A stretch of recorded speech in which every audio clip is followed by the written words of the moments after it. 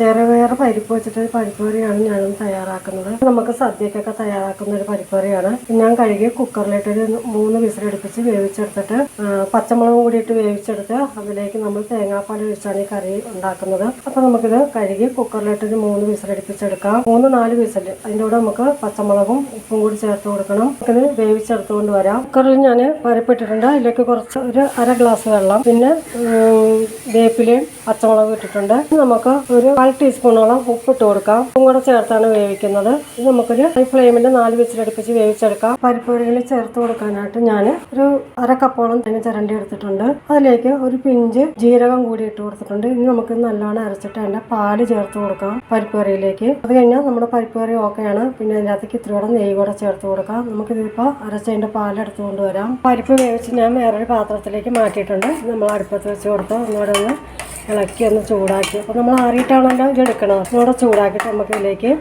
തേങ്ങാപ്പാൽ ഒഴിച്ചു കൊടുക്കാം.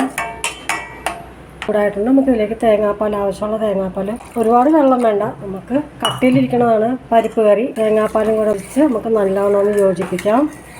ഇളക്കിയിടുക കേട്ടോ, തീ സിമ്മിലിടുക. ഇത് വെള്ളമാണെങ്കിൽ ഇരിക്കുമ്പോൾ ഒരു ഇച്ചിരി കൂടെ കട്ടിയാകും കേട്ടോ. നമ്മൾ ഇതൊന്ന് ചൂടായി കഴിയുമ്പോൾ ഒന്നുകൂടെ കട്ടിയായിക്കോളും. ഇനി നമുക്കിതിലേക്ക് വേണ്ടത് ഒരു 1/2 ടീസ്പൂണോളം നെയ്യ്. 1/2 ടീസ്പൂണോ 1 ടീസ്പൂണോ അതൊക്കെ നിങ്ങളുടെ ഇഷ്ടമാണ്. ഇതിലേക്ക് നെയ്യ് കൂടെ ചേർത്ത് കഴിഞ്ഞാൽ നമ്മുടെ പരിപ്പ് കറി റെഡിയായി. 1/2 ടീസ്പൂണ് നെയ്യ് കൂടി ഞാൻ ചേർത്ത് കൊടുത്തിട്ടുണ്ട്. പിന്നെ നല്ലോണം ഒന്ന് ഇളക്കാം.